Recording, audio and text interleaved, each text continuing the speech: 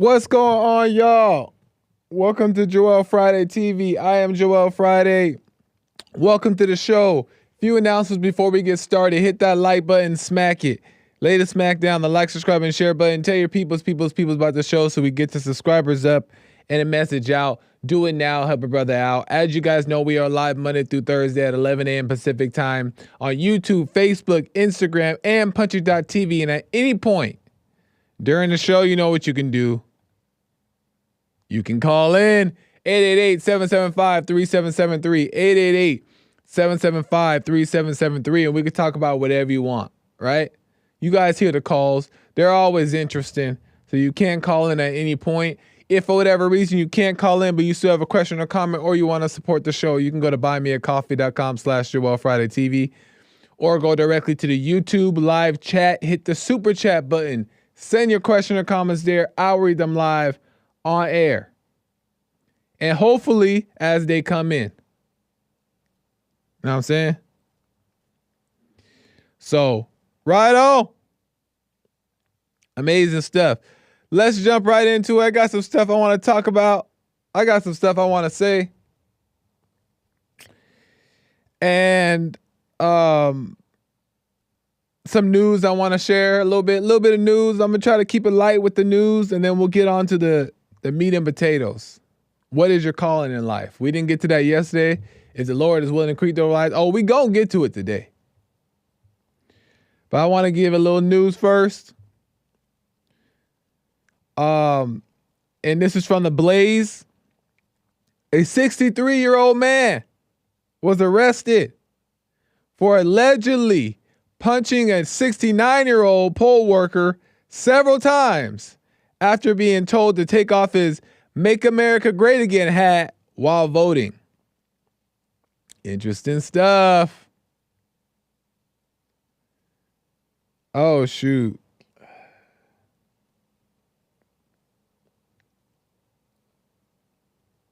Anyway. Interesting stuff. So a 63-year-old man punches a 69-year-old man because the 69-year-old man said, take off your MAGA hat, which, according to the site, that this was it, to take off your hat. You're not allowed to wear a hat or solicit any party while you're voting or something, according to some type of rules. And he did it, and he listened. He followed the rules, but I guess he put it back on too soon. And then the worker said, boy, take that off, boy. And he was like, call me boy again. I'm making this part up. Call me boy again. And he was like, boy. And he punched that boy. And then the boy was like, oh, shoot, I didn't think he was really going to do it. Let me call the popo. And he called the police and pressed, I don't know if he pressed charges, but well, I guess he did. Because the police got involved and blah, blah, blah. Now, let me just give my opinion on it. First, don't tell me what I can and can't wear. Now, if there's rules that are involved in doing like a business establishes rules, then you got to follow the business rules. If you go into a business and they have rules, you got to follow their rules. If you go into somebody else's house and they tell you to take off your shoes, you respect their house and take off their shoes. Or don't go to the house. So that's one. You want to respect the rules. Okay? But for two, you're not going to tell me what I can and can't do outside of these rules, right? You're not going to tell me what, and a lot of these times it's not about people following rules. It's about people just mad that they're supporting who they're supporting. You know what I mean?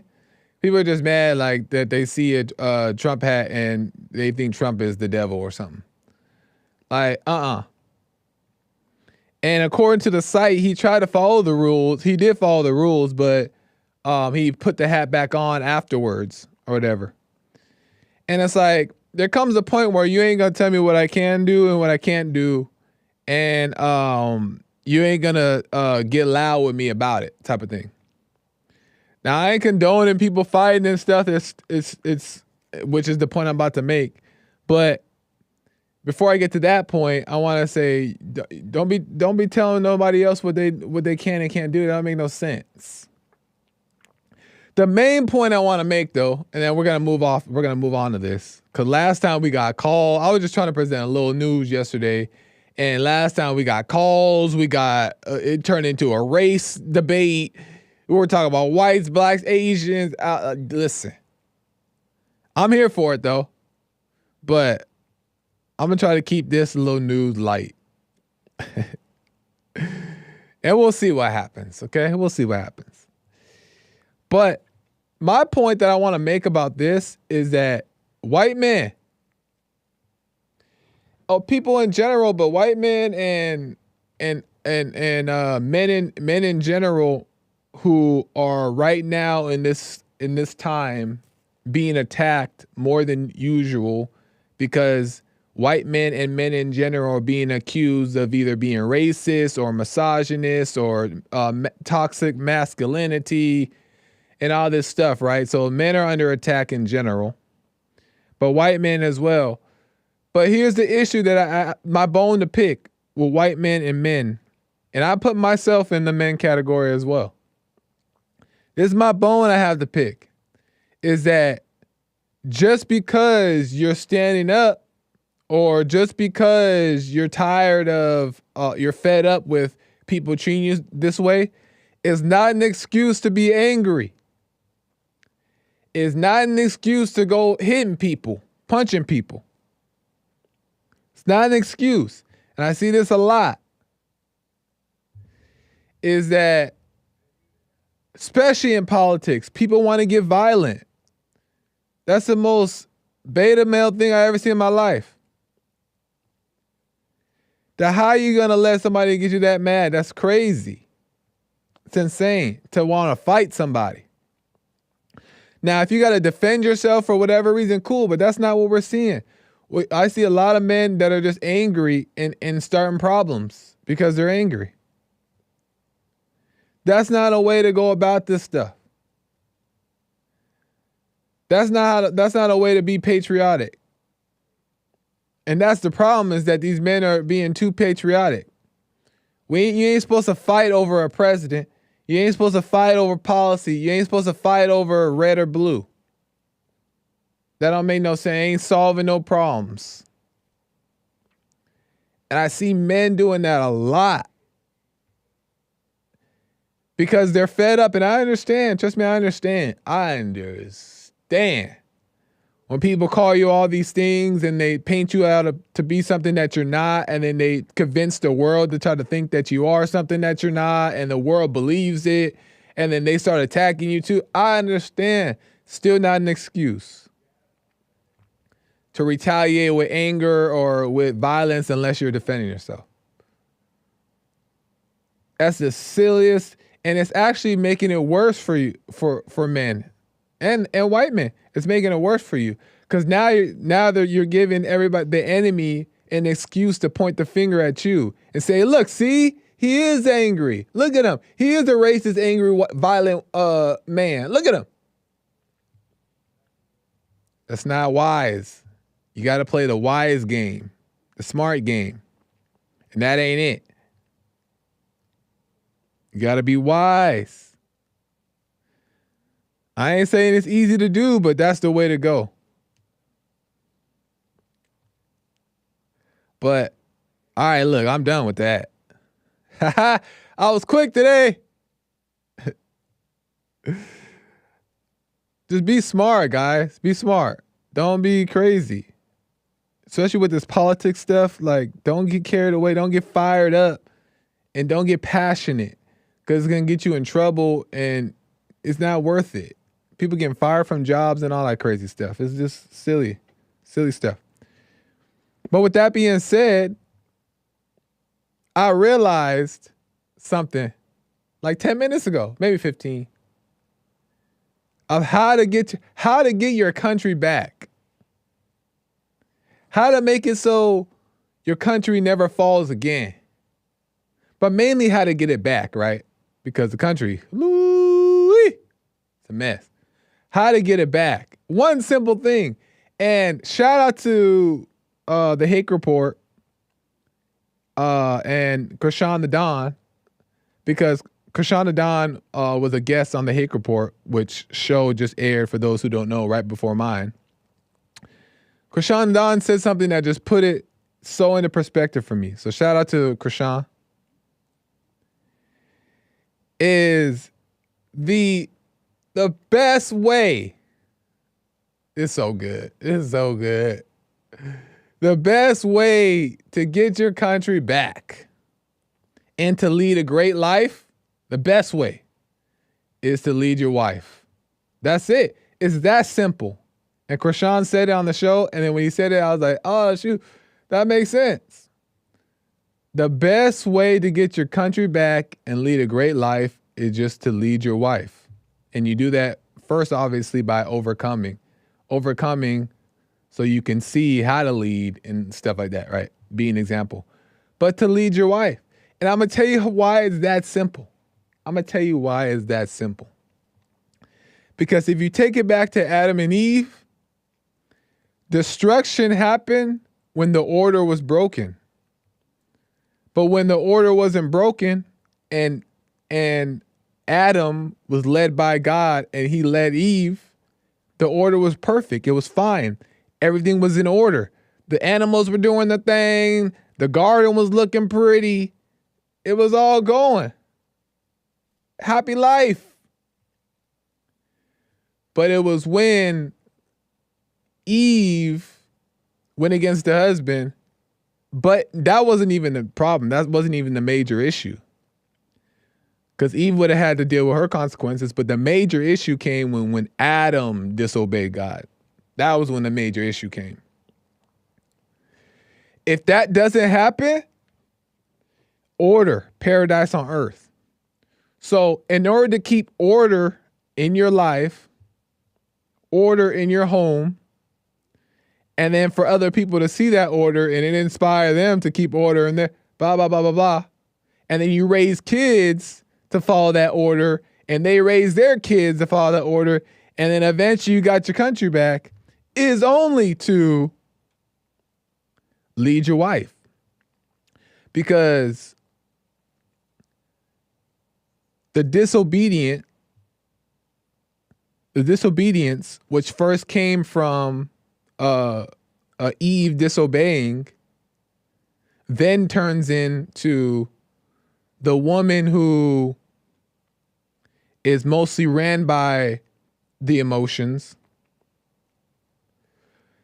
will then go and do what? Disobey. And then feminist comes, and then misogyny, and then all these different things. Love is love. And then all this stuff sparking from or stemming from the feminine nature of evil that exists within all people, but predominantly in women.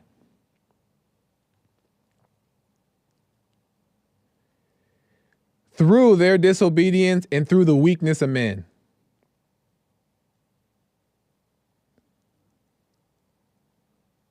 So if you want the country back and you want to live a great life, just lead your wife.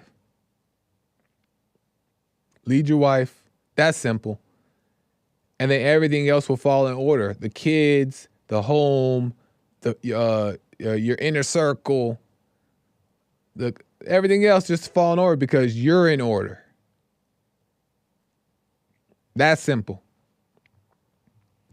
So let's get on with the what is the calling on your life?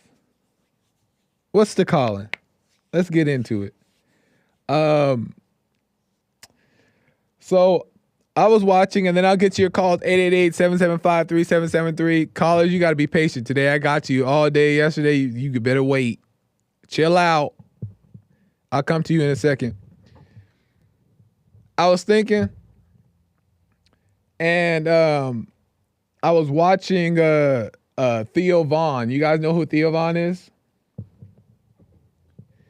You guys know Theo Von? Everybody know Theo Von. Theo Von is a comedian, and he's like a pretty stand-up guy. No pun intended.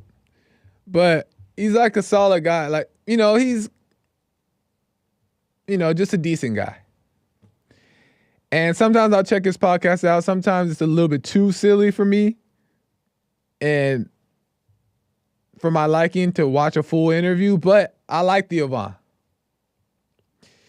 And he sat down with this physician, Dr. Gabor Mate. I had his name and how to pronounce it yesterday, but that was yesterday. And he sat down with this guy, and Theo explains how he has to question his reasoning behind becoming a comedian. And I brought this up because we're talking about what is your calling in life. And everybody says they're a doctor, they're a musician, they're a pastor, they're whatever. But is that your calling? We're going to get into it. Here is where Theo Von talks about why he questions sometimes his reasoning for becoming a comedian. Yeah, it's funny. A few years ago, I thought it's like I'm kind of a late bloomer. Like I only realized that, like I go to recovery meetings and stuff like that. I'm in AA, and I only realized a few years ago it started to hit me like, did I even want to be a comedian, or did I just at some early point develop having to get attention? Yeah. Because I need, and then, so if that's the case, then who did I really want it? What would I have been if I didn't do that? And not saying that I'm not grateful and I don't love being a comedian. It's been a blessing, but it's like, if I created that, okay, I have to be this thing for you to see me. Then who created that, You know what I like about Theo is Theo just he questions stuff. He questions things. He's open-minded. He's not like one of those like nasty type comedians, right? Like he's open and he questions things and he looks at himself and he's honest. And I respect Theo for that. But it almost seems like he's explaining like this not you versus real you type concept. Like he's getting into that. That's what it almost seems like. And what he's describing as him saying that he questioned whether he should be a comedian and what would he be if he wasn't a comedian. Those are good questions because my whole life, that was my entire life. I'm going to tell you guys real quick and then we'll move on. That was my entire life. Is that since I was a child, my earliest memories was wanting to be this entertainer. My earliest memories. I remember cassette tape in the boombox, dancing to Michael Jackson, and being like a little kid. Going to the parties, dancing at the family parties, doing the Michael Jackson split, and doing the little moonwalk and all that. My earliest memories are of that. So I in my mind, I was already thinking like, this is what I'm supposed to be. MJ offspring. So I grew up like desiring that my whole life. I always wanted to do that. That was my thing. And I was like, this is what I'm going to be. I'm going to be this entertainer. Adulthood came and I'm like, oh, I'm going for it. I had the opportunity, took the opportunity, boom, got signed and was doing the whole thing, feeling myself, boom. Obviously, the industry is a mess. So I got out of the industry and then started my own thing. I'm like, I'm going to start my own thing, my own industry. These big dreams. And the point is, my mind was set on that, and I was thinking that, like, this is my calling. This is my thing. And I identify with that unconsciously. I identify with that. And I realized that the only reason why I even wanted to be those things at the very root was because I wanted attention. And it stemmed from me always growing up feeling like an outcast, feeling different, feeling like nobody really understood the way I thought and stuff like that, right?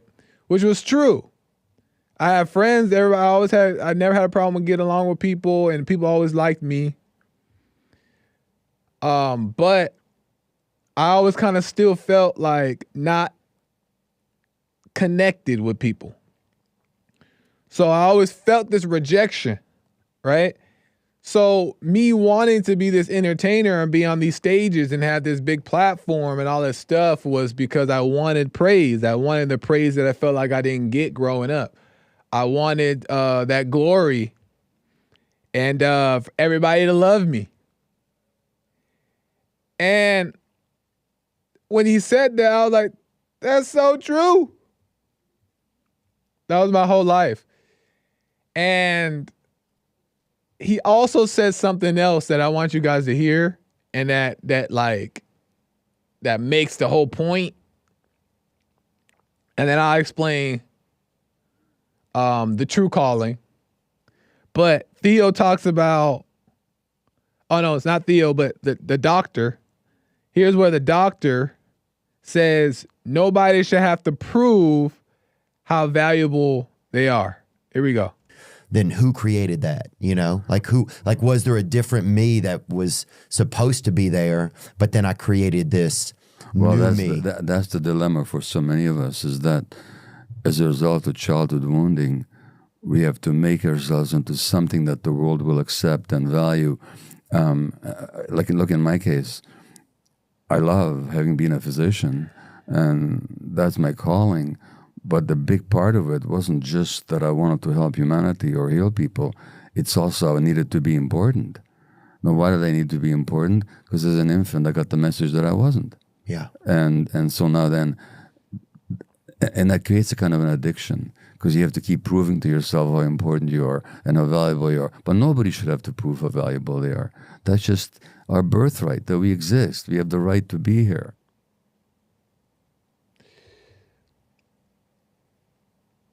That was my whole life. I didn't even I knew that there was something that there was something there about wanting the attention and wanting to like just do it to feel important or good. But I didn't realize the depths of it. And my whole life, me chasing that never worked. And this is why I understand what Theo's talking about. Because that whole thing, that never worked. God always told me no. Always. And I used to be frustrated. Like, why does that not work for me like it's working for everybody else? How come I know I'm better than that dude? Why can't I connect like him though? Always frustration. Always ticked.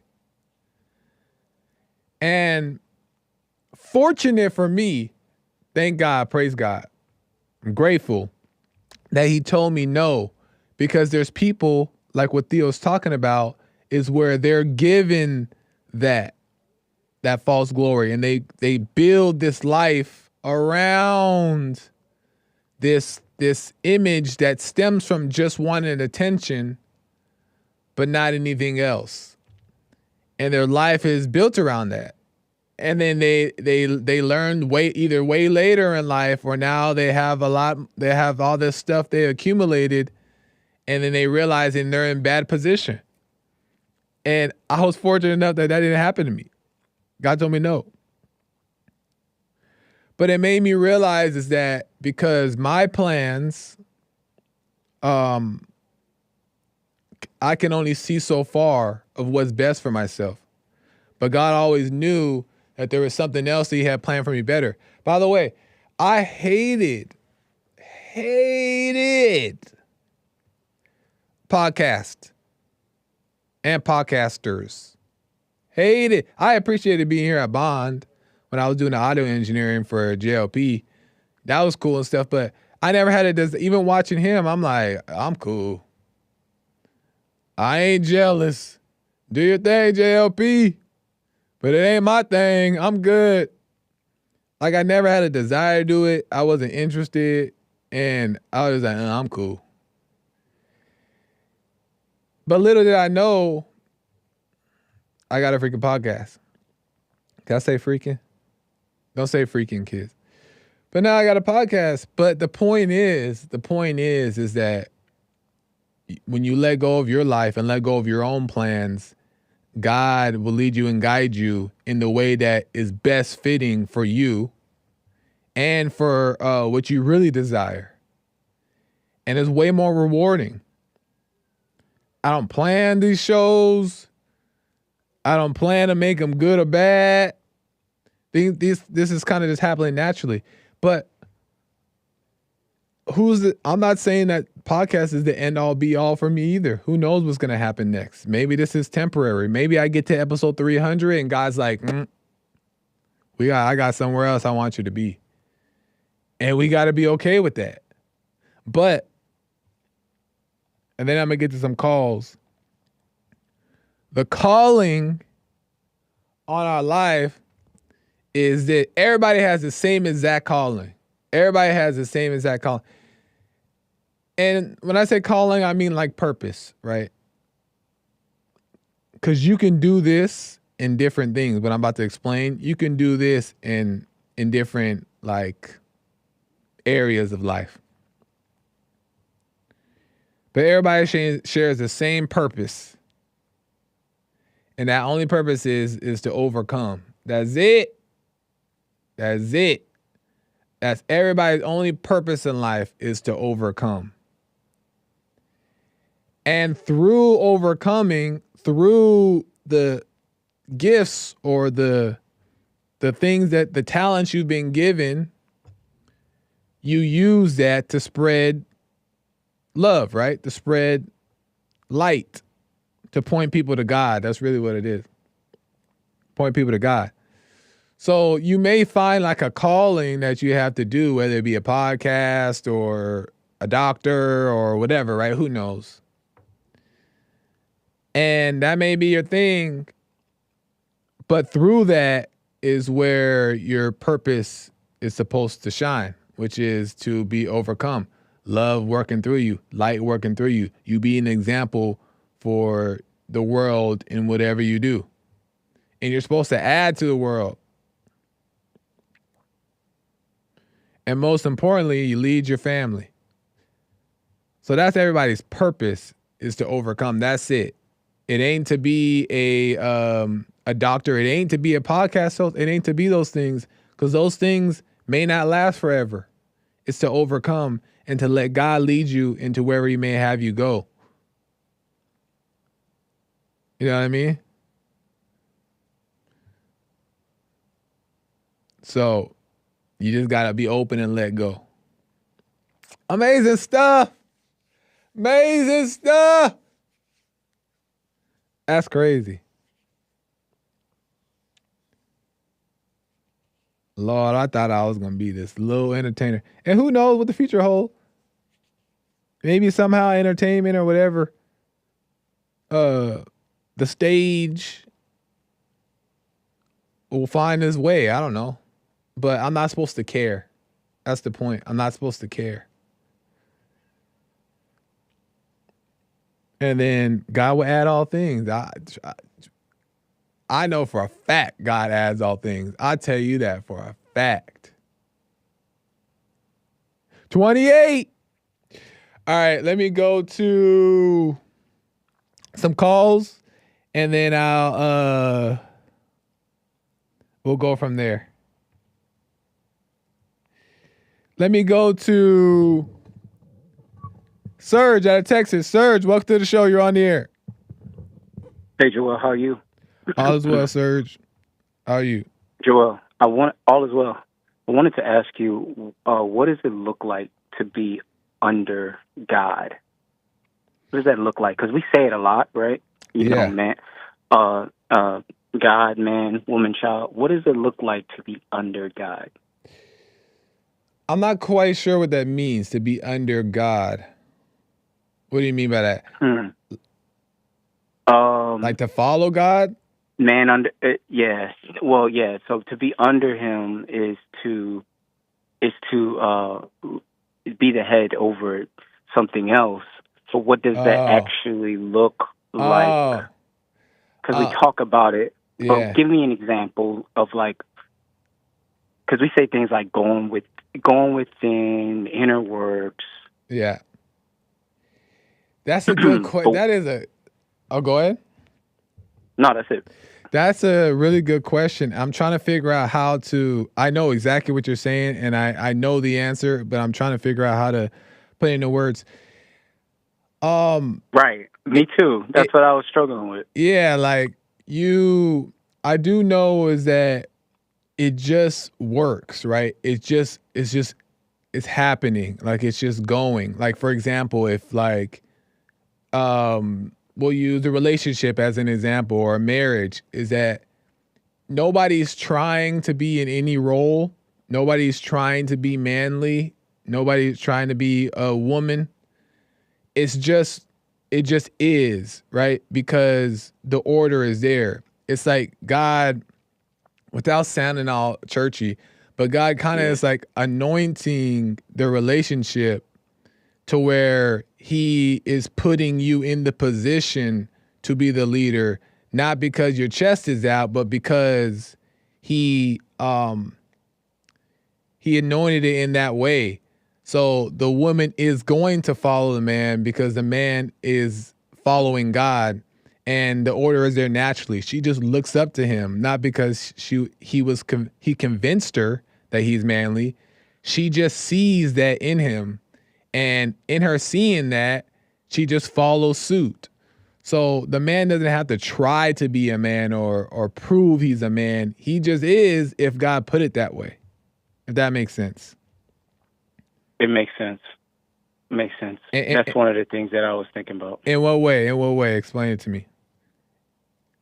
Well, I was just wondering about myself, and I was like, why is it that I know this intellectually, which is crazy, me knowing Yeah. something intellectually. I'm slow. And then I was like, but why can't I just let it be? Yeah. And then I realized I don't know, not anything of my works, but I really don't know, like spiritually, I don't know God. Like I Oh. don't know God. So how am I going to be under God if I don't know Yeah. God? If Yeah. I'm really honest with self, Yeah. I still believe in God. Yeah. No, that's a great point is knowing yourself, getting to know yourself, really understanding yourself more. And that takes time too, for one. You know, it's not like something you just wake up and say, I'm gonna know myself today, that you kind of grow. At least that's how it was for me, is growing into it. And when you know yourself, you know that you just know. I can't explain it, but you just know.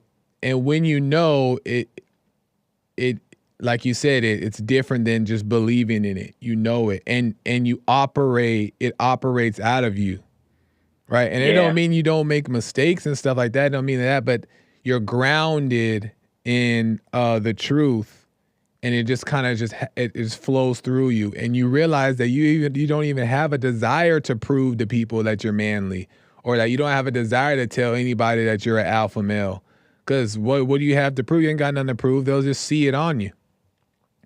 So knowing Yeah. yourself is, yeah, that's a big part. Yeah. And one little last insert. People, I get this a lot, right? Because they're like, Yeah. "Oh, you're so calm," and they think that you don't got no hell in you. And I'm like, no, that's so not true. Right. Because like I can identify the little things. Joy, do you know how many times I pulled back from typing to just to say something simple as I'm waiting for my sibling to give me back the money that they Oh owe me yeah. so I Yeah. could donate. And then I was like, why am I telling him that? That's none of his business. Yeah. What a beta. Yeah. And I'm just like, I feel some type of way about them not paying on time. Yeah. Why don't I just do what's necessary, Yeah. not feel some type of way, and just never loan them money again? Yeah. It's So I can see, like, just through those little things, Satan want me to be like, oh, you Yeah. good, because can't nobody make you upset. Yeah. But he want me to not see that it's still in me. Yeah. And because he's hiding good, and he Yeah. keep running, relocating to other areas, and I'm like, That's what he I know does. you still there. I'm watching you. You want me to take my eye off you, bro? It ain't That's what he happening. does. No, and that's man, Serge. That's the beautiful thing about what you're saying is that you're being honest. You're being honest, and that is the only way that God can draw us in more, right? To be more or just to learn His ways more. Is you got to be honest and break through that veil of denial or pretending like you got it together or acting like you're hard. Like all that stuff is just keeping you from seeing the truth. So the fact that you're honest with yourself just shows that you're on your way, and God's is gonna lead and guide you in all things. So that's what He's been doing for me. So I know that for a fact. And last comment to the the guy with the mega hat that hit the guy. Yeah. Men should never be moved by those words, man. That's a clear sign of someone who cannot lead a home, and they don't need to be a represent. That's not what Trump represents, man. Yeah. That is not what he represents. They are poor representatives of Trump. Exactly. It, Thanks, sir. I appreciate it, Serge. Great points, man. Call me again. All right, later. All right. You made a great point at the end, too, is that, listen, you also, Trump supporters, we also represent that side, right? To a certain degree, meaning that it reflects badly on Trump as well when the supporters act crazy. And it's a silly thing. Like, why would you make somebody else responsible for another person's actions, right? But it doesn't help when Trump supporters go out and do crazy things. It doesn't help. So you're still a representation of the party. That's why you got to watch your action and watch your behavior, watch your attitude.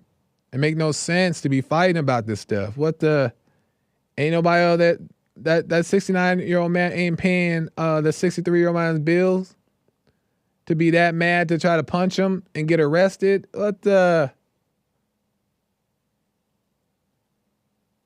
Unless he was attacked. That makes no sense to do that. Or even have a desire to that. Grown men don't fight either. Don't get me started. Grown men, mature men do not fight. I don't know where people think that you're tough if you fight. No, you do not fight. Who has time to have a broken wrist or a fractured hip or a bruised eye when you got work tomorrow? Who got time to fight? That is not tough. That is not alpha. That's not nothing. It does not make you manly to fight. Now, if you doesn't mean that you're not capable. Doesn't mean that you don't defend yourself, and doesn't mean that people shouldn't mess around and find out.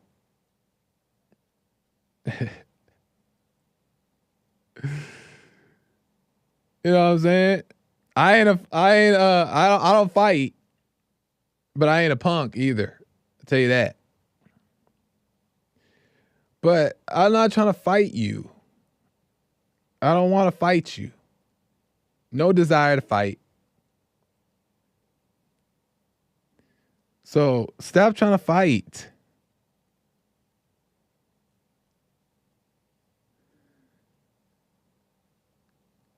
All right. Let me go to JC. JC at Little Rock. JC, welcome to the show. You're on the air. Hello, Joel. How are you today? All is well, JC. Good. I wasn't going to call in today. I was just going to listen, but you're saying some interesting things. So I'll get to the controversial question first, then I'll get to like the meat of the conversation, the one I really care about. Okay, what do you think when people refer when they said things like the good ones and stuff in reference to like black people, the good ones. What's your thoughts on that? What's wrong with it? I don't see what's wrong The with good ones, Joel, like, those are the good blacks. Those are the good black guys. They're not these thug types or gangster types or whatever. They want to try to label us as if those are bad guys too. That's like the language of those who identify with color. And you tend to be one that identify with color, so I'm not sure exactly why that bothers you. Yeah, I'm always going to identify with my color. I love my color. So then why does the good ones... I have no shame in it. Why does saying the good blacks bother you if if you are okay with color identity? Well, because, that goes back to, like, a slavery type of thing. Like, what? Oh, those slaves were, like, the good slaves. Like, these were the good blacks. These were not the ones we would have to worry about. These are the good ones. We're not going to beat them as much. Maybe we'll invite them to be at the house and stuff. Certain connotations. I think it just sounds like you're picking and choosing. It just sounds like you just want to be mad about something, JC. I can always be mad. I can always be mad, but no. That's all it sounds like, though, because I don't understand how that's like... I mean, now, of course you don't. Being a bad black is one thing. You're not going to call out wrong too often. But no, because when at first it's like, well, I don't want to be labeled as a bad black.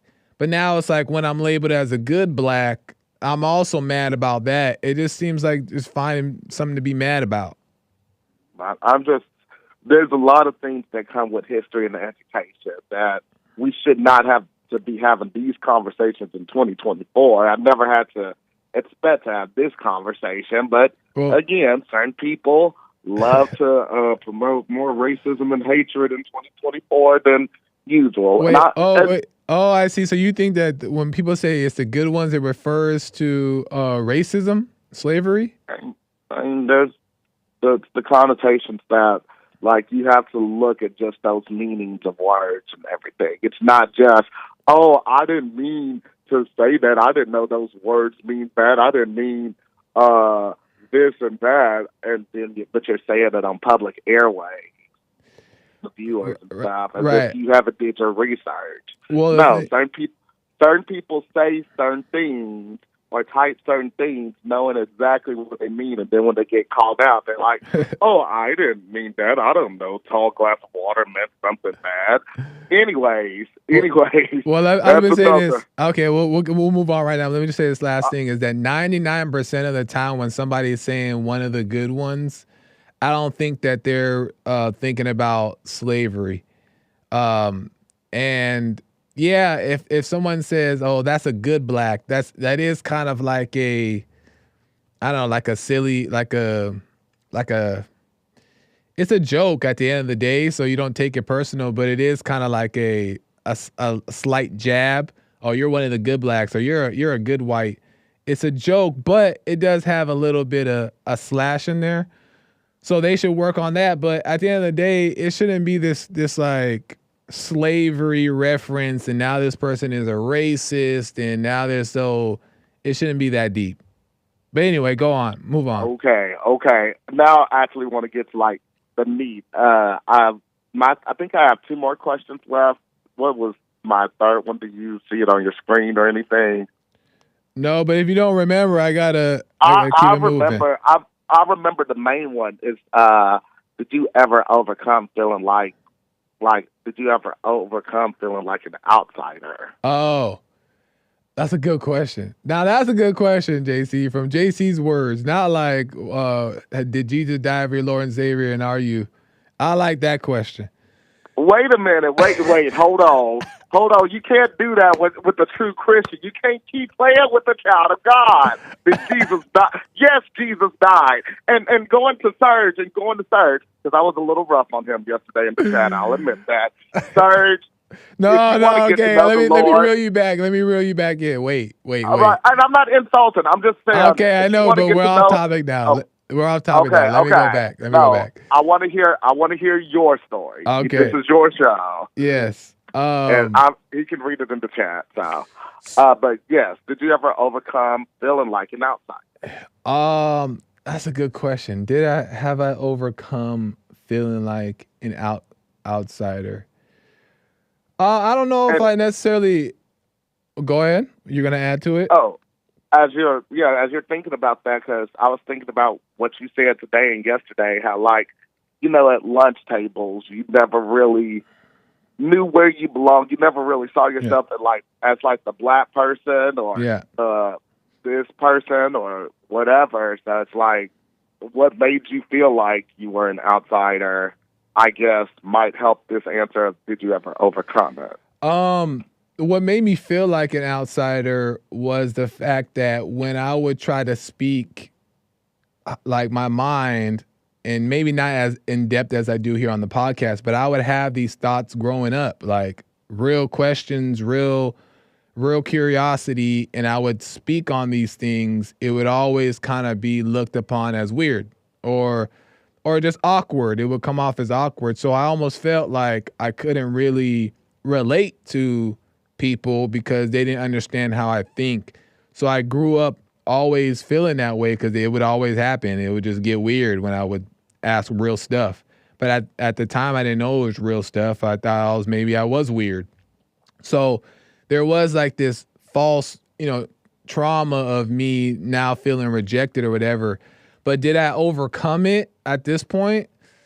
That's actually a really good. Now that's a good question, Jay-Z. That's one I had to think about.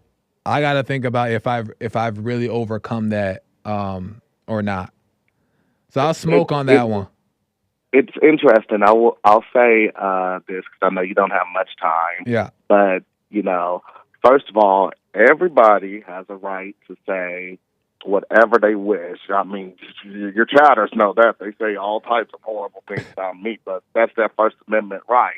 Everybody has the ability and just the right to say something. Now, hopefully, you're saying something with a message, with a meaning, and you're not wasting your words. Yeah. And then, and I saw this on Facebook a few months ago, but isn't it interesting how we grew up to be the people that we would want to protect when we were children, And I feel like I think it is interesting. You do say so many different things. You get it off your chest to borrow from another child, and you say so many different things on how you feel, and it's a nice freedom to have a no holds barred feeling where you have the freedom to say things, whether you disagree or agree with a lot of things.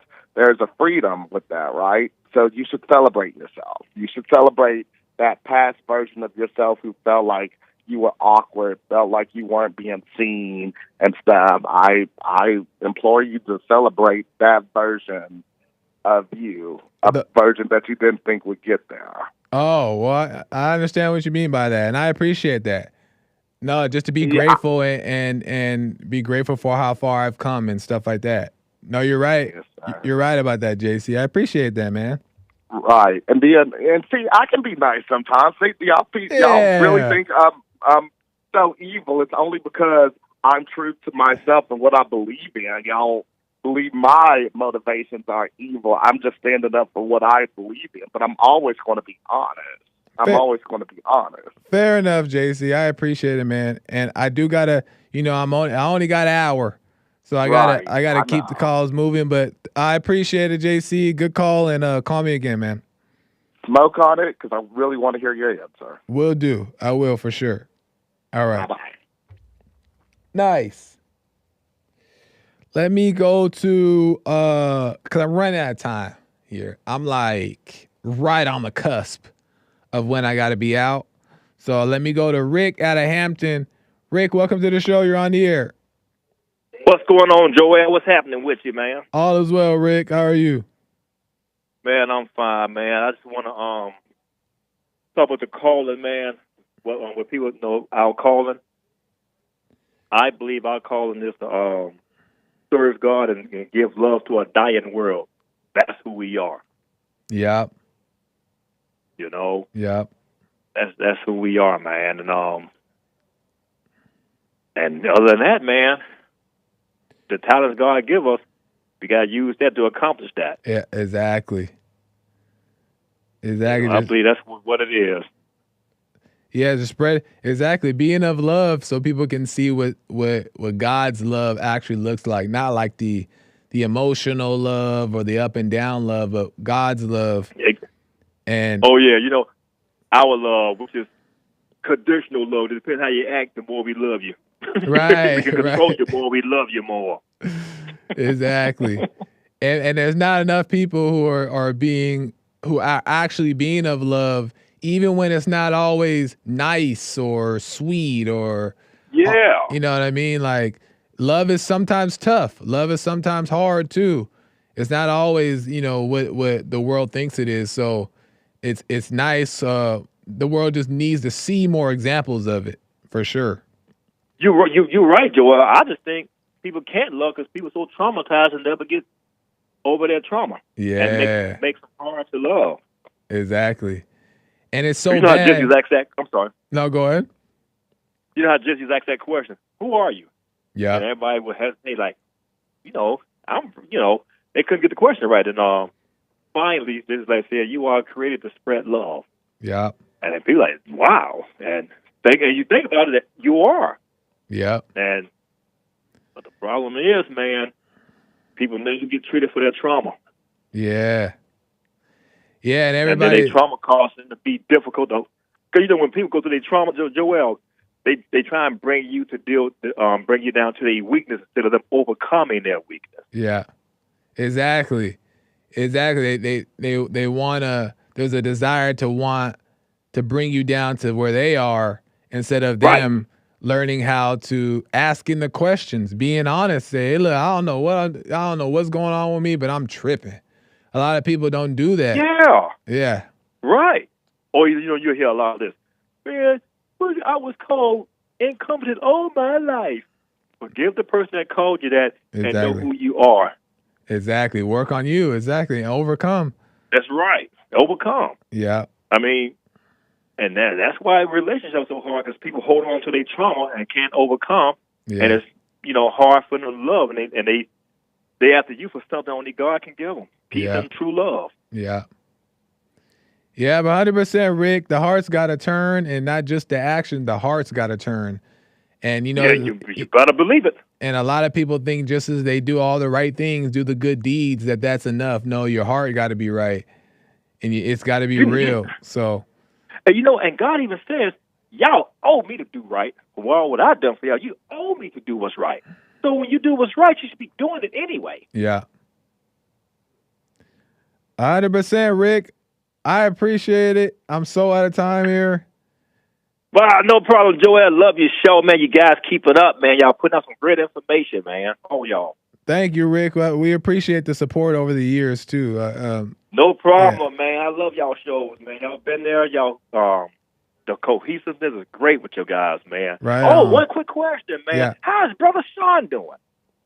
He's doing well. We posted a picture of him. I don't know if you've seen it on JLP show, and he had this like his hunting outfit on, and then he like shot a deer, and he was posing by it, and he's looking good.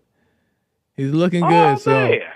Yeah, it looks like he's doing well. Yeah, man, I miss old Sean, man. Sean, he did a lot for the show as well, man. I just want to know how he was doing, man. I like to see true Christian brothers prosper, man. Yeah, 100%. Yeah, we all miss him here too. But I appreciate it. Rick, we'll talk again. Love you, Joel. I'll hit you up tomorrow, brother. All right, sounds good. Bye. Bye-bye. Nice. I got to get to the super chats. Great calls. C-South says, our calling is to be a blessing, whether through teaching, preaching, prayer, being hospitable, prophesying, rebuking, etc.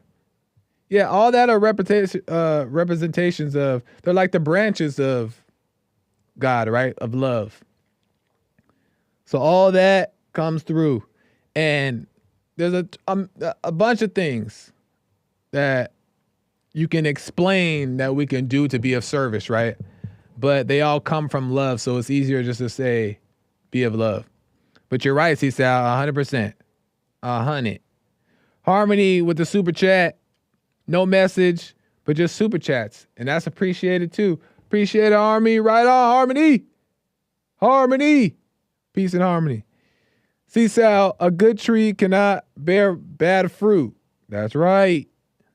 That's right. And goodness is not based off of your action and your deeds. I had more I was going to tell you about that, Lord. I had the scripture. I was about to Bible thump, but we ran out of time. But your good tree is not good deeds. That's nice, but it's heart. The good tree flows from a good heart. That's where the fruit comes from, the heart, not the actions. Because the actions can be fake. The actions can be pretend, a lie. It comes from the heart first. And then from the heart flows without. So good tree cannot bear bad fruit. That's right. Right on, C-Sal, with the double super chat. Terry Strange, all the world's a stage and all the men and women merely players. They have their exits and their entrances, and one man, his time plays many parts.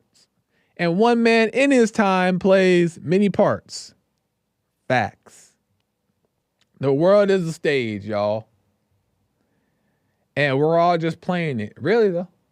It's true. There's no lie there. You're right, Terry. I appreciate that.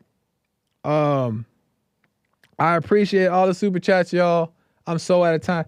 Oh. Let me check this real quick.